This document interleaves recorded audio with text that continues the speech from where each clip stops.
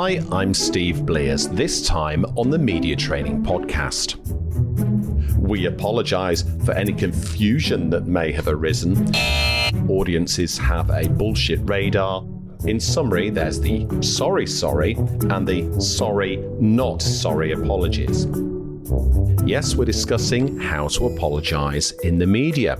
If you're here because you're a company executive with a serious cock-up on your hands, buckle up, because in the next 10 minutes, I'm going to walk you through how to say sorry and mean it.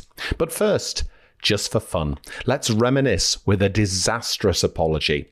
In 2010, an explosion on an oil rig in the Gulf of Mexico, called the Deepwater Horizon, killed 11 crew and created the largest marine oil spill in history. Definitely worth an apology then. Step forward BP's then CEO and chief apologiser, Tony Hayward. We're sorry for the massive disruption it's caused to their lives. Hang on. You're sorry for the massive disruption? Sounds like a partial apology to me. And, there's no one who wants this thing over more than I do. I'd like my life back. I just want my life back. Tip number 1 for public apologies. In a corporate crisis, making it all about you is a mistake. And we are doing everything we can to contain the oil offshore, defend the shoreline, and return people's lives to normal as fast as we can. Perhaps it's not a surprise that Tony stepped down later that year, and that wasn't BP's only media cock-up around that crisis. I'll put a link in the show notes.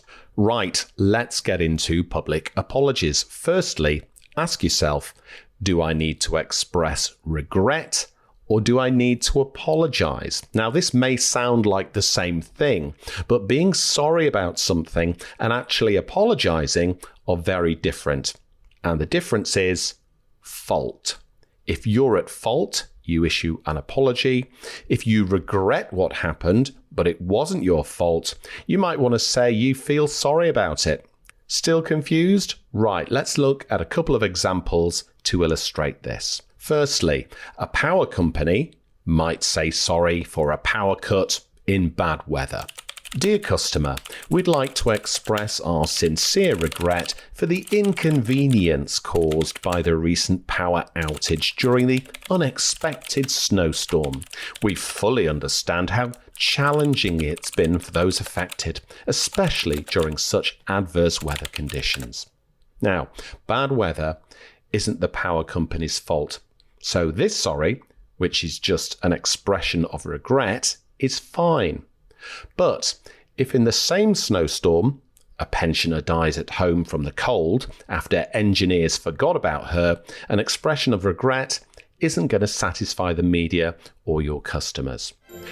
We are deeply saddened by the news of the passing of Jane Doe following the power outage during the recent snowstorm. We regret the circumstances that led to this incident. We're conducting a thorough review. That's okay, isn't it? Nope. Do you see what I mean here? Regret for an incident looks like you're trying to shirk responsibility. Someone died and you could have prevented it. So, in summary, there's the sorry and the sorry not sorry apologies. And this is where the topic gets tricky. Let's address the elephant in the room, and that elephant is your legal team.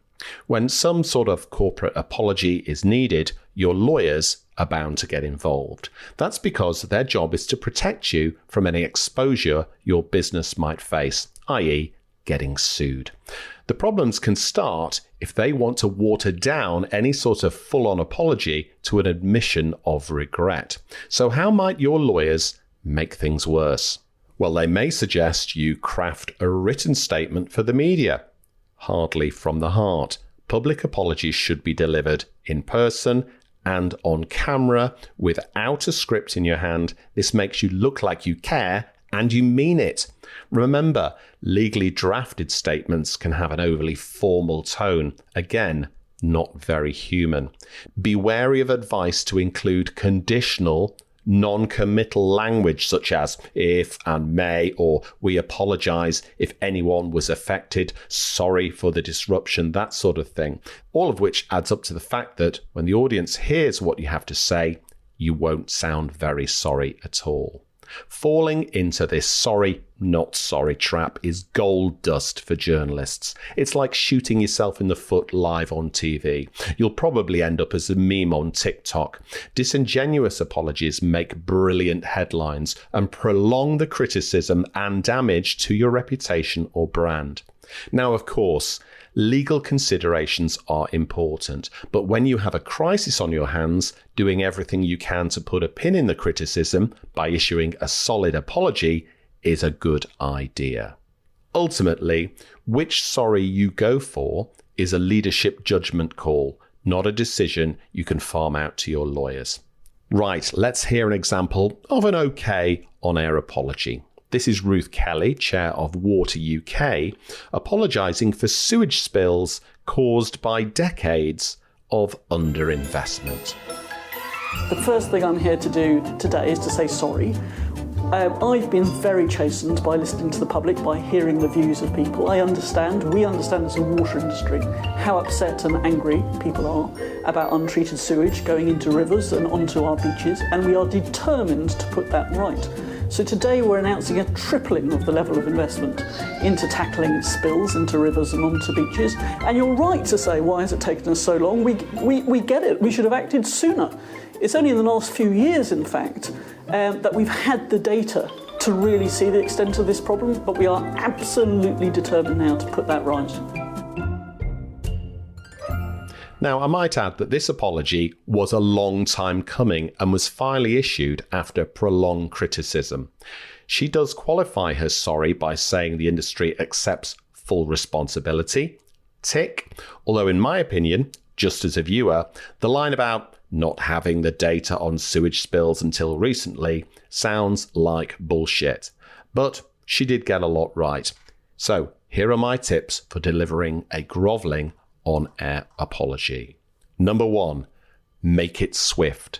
Get it out as soon as possible. This demonstrates how seriously you take the problem and your commitment to putting it right. Don't delay, because that will look like reluctance. 2, make it sincere. The apology must sound heartfelt. Don't read it from a script. Prepare what you're going to say in advance and speak naturally in a conversational way, just like a human being. Show genuine emotion. Audiences have a bullshit radar.